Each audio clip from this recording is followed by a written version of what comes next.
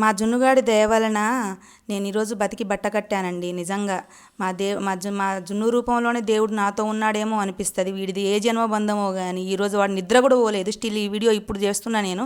కానీ మేము మార్నింగ్ 10 గంటల నుంచి సఫర్ అవుతున్నాము. మా ఇంట్లో సడన్గా పాము వచ్చింది.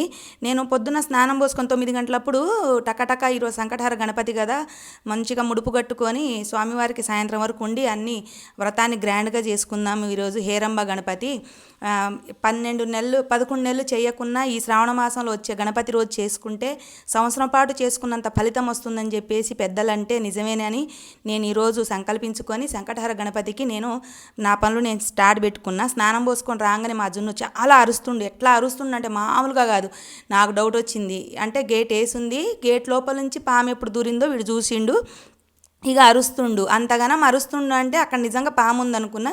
నిజంగానే పాము ఉంది. టకాటక పక్కింటి అక్కని పిలిస్తే వాళ్ళ పాపను వాళ్ళ ఆయన వచ్చారు.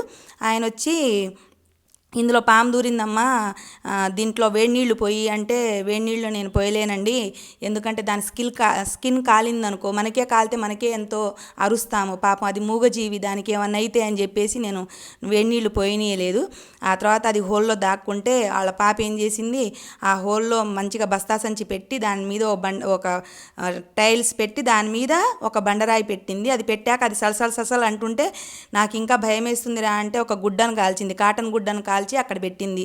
సాయంత్రం పూట స్టీల్ది తీసుకొచ్చి ఆడ రిపేర్ చేస్తాము.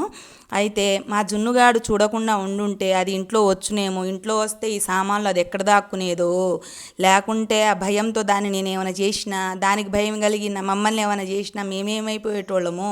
నాకేం అర్థం కాలే.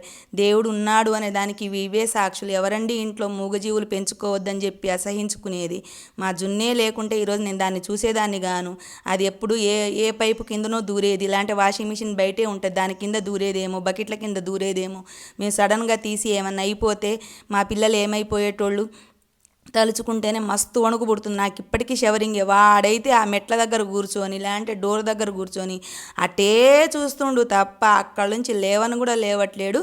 9 నుండి ఇప్పుడు సాయంత్రం 5 గంటల 9 నిమిషాలు అవుతుంది. ఇప్పుడు దాకా కూడా అలాగే ఉన్నాడు. మీకు తెలియాలి ఇంట్లో మూగజీవులు ఉంటే ప్రొటెక్షన్ ఎలా ఉంటుంది అనేది మీకు తెలియాలని నేను ఈ వీడియో చేస్తున్నాను. నేనైతే మామూలుగా వణికిపోలేదు. అసలు ఇప్పటికీ నాకు మాటలు రావట్లేదు. ఎక్కడి పనులు అక్కడే ఉన్నాయి. అదే భయం, ఆ రాయి తీసుకొని పాము వచ్చేస్తుందేమో అని భయం. నాకు చిన్నప్పటి నుంచి పాములు అంటే చాలా భయం. నేను చూస్తే నేను మస్తు వణుకుతాను. నేనేం చేయను, లోపల భయపడతా ఉన్న పైన ఏదో గాంభీర్యాన్ని నటిస్తూ ఉంటాను. ఈరోజు నా నిజస్వరూపం మా పక్కింటి అక్కకు కూడా తెలిసిపోయింది. సో ఎనీవే, పాము ఇంట్లో దొరికితే గుడ్డను కాల్చి పెట్టండి, ఆ వాసనకి వెళ్ళిపోతుంది.